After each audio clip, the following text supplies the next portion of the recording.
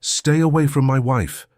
The voice thundered through the arena, raw with anger and jealousy. Elvis had just finished the final notes of Suspicious Minds, sweat glistening on his forehead under the blazing stage lights. 18,000 fans were on their feet, clapping, cheering, crying out his name. It was supposed to be just another legendary night in Memphis, but within seconds the energy shifted from celebration to shock. From the 10th row, a man shoved past startled fans, his face twisted, in rage. Before anyone could stop him, he climbed onto the stage. Security froze in disbelief. The audience gasped in unison.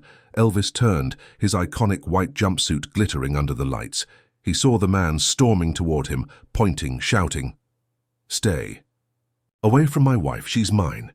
For a brief moment, time seemed to stop. The band faltered, the music died, and the massive crowd fell into a stunned silence. All eyes were on Elvis Presley. Would he call for security? Would he fight back? Would this night end in chaos? But to understand how a simple concert in Memphis turned into one of the most unforgettable moments of Elvis Presley's career, we need to step back and meet the people at the center of this storm. It was September 1975 at the Mid-South Coliseum.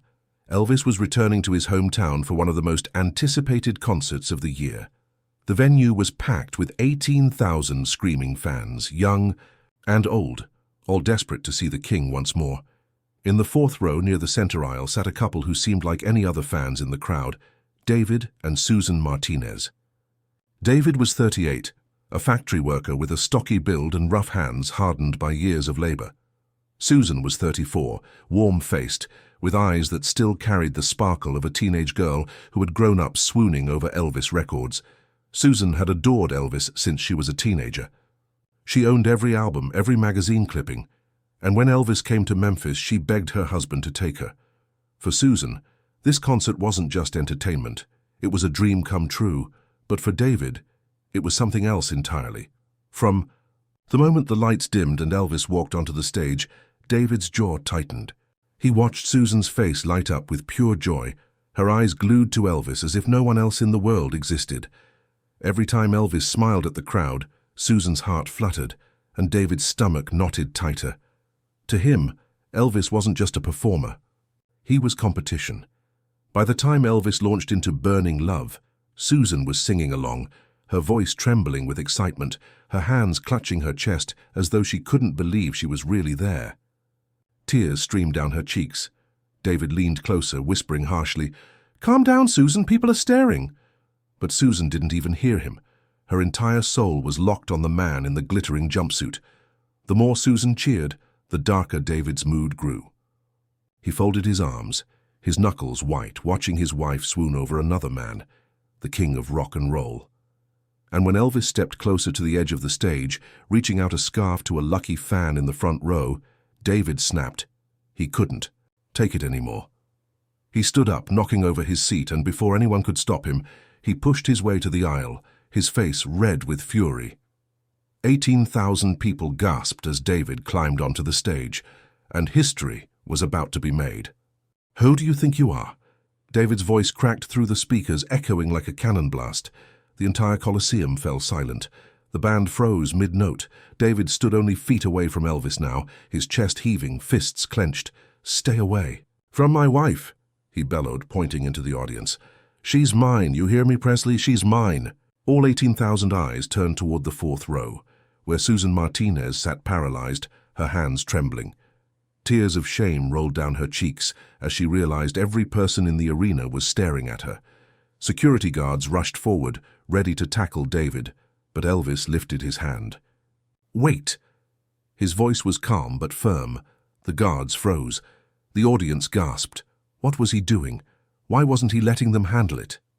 Elvis took a single step forward, closing the distance between himself and the furious husband. His face was steady, unreadable. His blue eyes locked onto David's wild, jealous glare. "You came all this way," Elvis said slowly, his southern drawl soft but commanding, "to fight me." The question hung in the air like thunder. David's lips curled. "You think you can just take people's wives with your singing and your wiggling hips? You think you're a real man?" Gasps rippled through the crowd. Some fans shouted back at David, booing him. Others screamed for security to drag him off the stage. But Elvis raised his hand again. "I want to hear him," Elvis said, his voice carrying through the entire arena.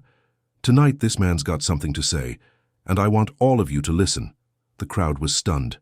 Instead of humiliation or violence, Elvis was offering the man something no one expected: respect. David blinked, momentarily thrown off. He hadn't expected Elvis to listen. He had expected rage, resistance, maybe even a brawl. But not this. Elvis tilted his head, waiting. "So go on, brother. Tell me, why do you think I'm here to steal your wife?"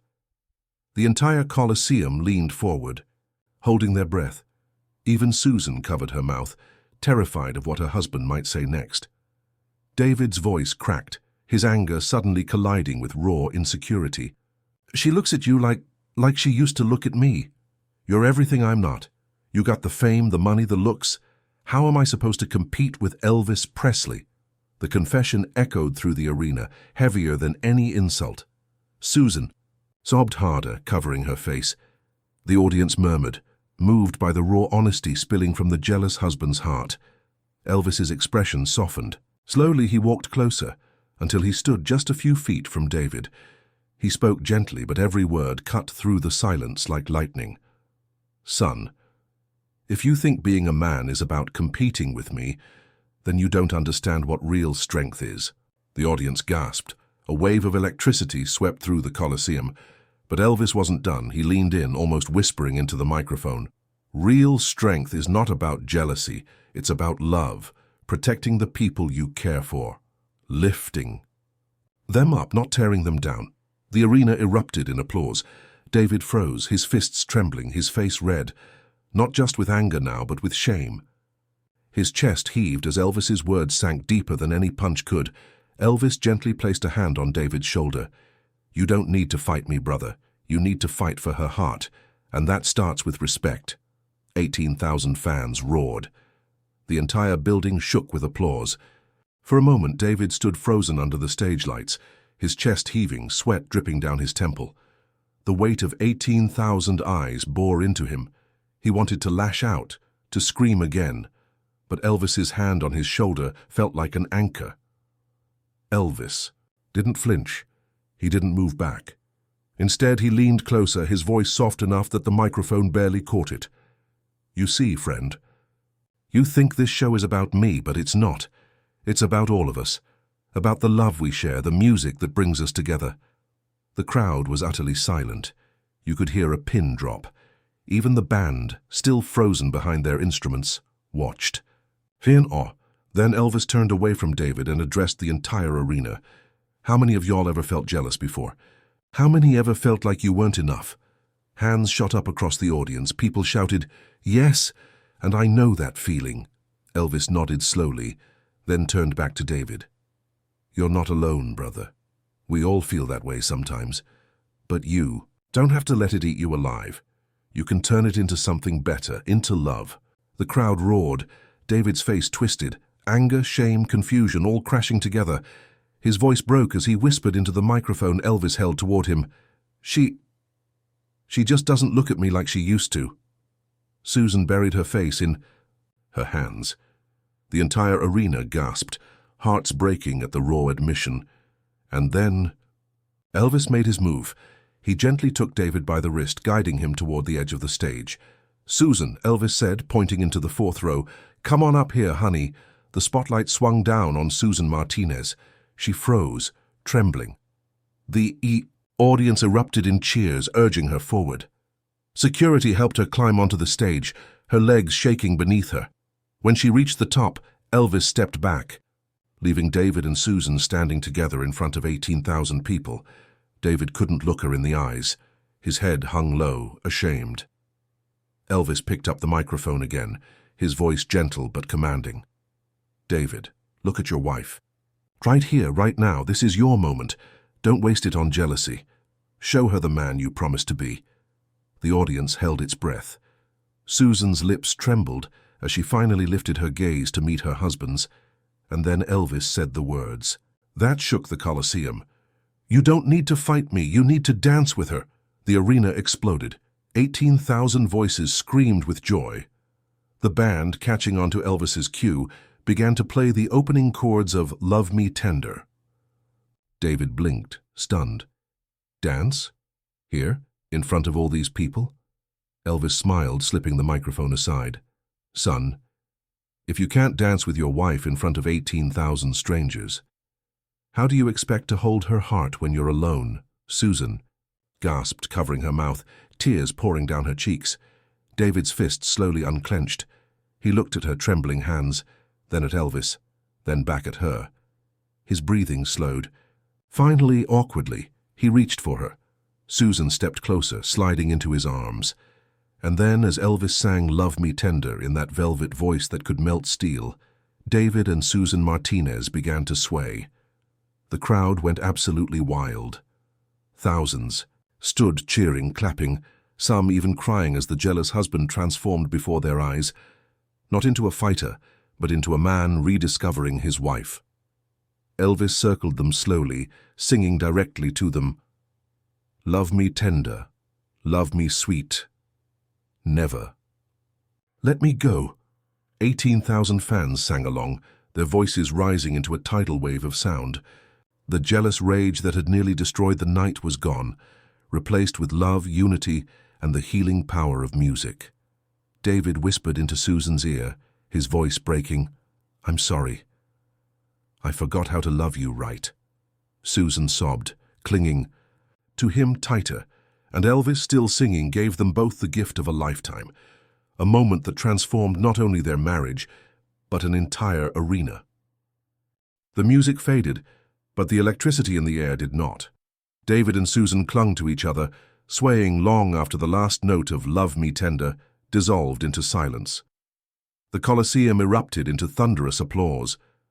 18,000 people on their feet, clapping, crying, shouting Elvis's name. Some fans held hands with strangers. Others wiped tears from their cheeks. It felt less like a concert and more like a revival of the human spirit. Elvis stepped forward again, sweat glistening on his forehead, but his eyes glowing with something deeper than showmanship. He raised his hand and the noise slowly subsided. Ladies and gentlemen, he began, his voice carrying both power and tenderness. Tonight wasn't just about music. It wasn't about a fight or jealousy or fear. It was about love. The crowd cheered. Again, softer this time, reverent. He turned to David and Susan, still standing together under the spotlight. What you saw tonight, Elvis said, wasn't weakness. It wasn't shame. It was courage. The courage to admit pain, the courage to try again. David wiped his eyes. Susan kissed his cheek. The audience sighed as if one collective heart had exhaled. Elvis faced the crowd again. We live in a world that tells men to fight their battles with fists, that tells us to answer pain with anger. But let me tell you something. He paused, lowering his voice to a whisper that forced every soul in the Colosseum to lean in. The strongest thing a man can ever do is love. The arena exploded. The roar was deafening but not wild. It was full of hope, gratitude, belief. Elvis, visibly moved, let the wave of sound wash over him. He placed a hand over his chest. You gave me your hearts tonight, he said, his voice trembling. And I hope you take this lesson home. Don't fight each other. Hold each other. Don't break each other down. Lift each other up. That's what this music has always been about. The band struck up the familiar opening of Can't Help Falling in Love. The crowd screamed with joy. Elvis smiled, gesturing to David and Susan. This one's for them, he said, and for everyone who's ever forgotten how to love. As Elvis sang, the entire Colosseum swayed together, strangers holding hands, couples embracing, friends hugging tightly. It was as if the walls themselves vibrated with unity. By the final chorus, David and Susan weren't the only ones dancing. 18,000 people were on their feet, turning the Colosseum into the largest ballroom in America. Elvis held the last note with a power that shook the rafters, then dropped the microphone to his side. The applause that followed was unlike anything he had ever heard. Not just noise, but a roar of gratitude, a sound that said, "Thank you for reminding us who we are." Backstage later that night, Elvis turned to Joe Esposito and said quietly, "You? No, Joe. I didn't win a fight out there. I won a brother." And for weeks, newspapers across the country carried headlines, "Elvis turns jealous rage into a dance of love." From confrontation to compassion, Presley teaches America a lesson. The jealous husband's name faded from memory, but the story lived on as one of the greatest moments in live music history, proof that a song, a dance, and a little mercy could change not just one marriage, but 18,000 hearts in a single night. The night ended, but the story never did. For weeks after that concert, letters poured into Graceland, husbands writing that they had taken their wives dancing for the first time in years, wives saying their husbands finally opened up about their fears, fathers promising to show their children more tenderness. Elvis read as many as he could, sometimes late into the night, shaking his head in wonder. "All this," he whispered to Charlie Hodge one evening, "just because a man got jealous. No, it's because love is still stronger than hate. The press couldn't get enough." The next morning, newspapers across America carried headlines, "Elvis turns jealous rage into dance of forgiveness. Presley teaches 18,000 fans lesson in love." Clips from the show, recorded secretly by fans with smuggled tape recorders, spread quickly among collectors. Even without perfect sound quality, you could hear the electricity in the room. The gasp when David confessed his pain, the sob when Susan forgave him, the roar when Elvis told them to dance. Those bootleg tapes became some of the most treasured Elvis recordings ever made, not because of the music, but because of the humanity. David and Susan Martinez, once an ordinary couple from Ohio, found themselves at the center of a legend. For years after, people would recognize them on the street. "Aren't you the couple who danced with Elvis?" Susan would blush. David would smile sheepishly, and they'd reply, "Yes," and it saved our marriage. In interviews years later, David admitted, "I went there ready to fight the king of rock and roll, but I left remembering how to love my queen at home." Susan, holding his hand, would always add softly, "Elvis gave me my husband back." Even decades later, pastors told the story. In sermons, therapists cited it in marriage counseling. Professors taught it in courses about conflict resolution. It became more than an Elvis anecdote. It became a parable about how compassion can transform anger, how music can heal wounds deeper than fists ever could. When Elvis passed away in 1977, mourners at Graceland left not only flowers and photos, but handwritten notes from couples who had reconciled because of that night in Memphis. One simply read, "We danced instead of fighting. Thank you, Elvis." And so the legend lived on, not as a story about a jealous husband or even about Elvis Presley himself, but as a reminder to millions that love is not weakness, that forgiveness is not defeat, and that sometimes the bravest thing a man can do is take his wife's hand and dance.